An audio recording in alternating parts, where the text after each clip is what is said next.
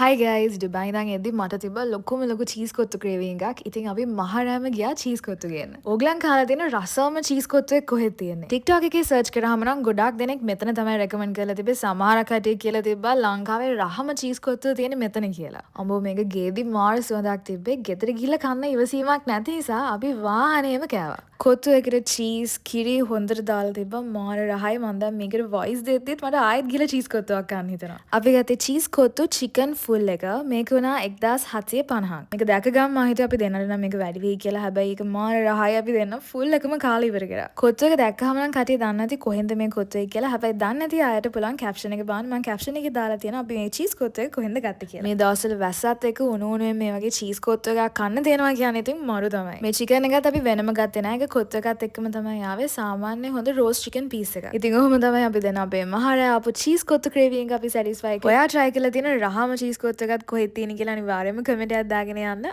අපි දෙන්නට try කරලා බලන්න. bye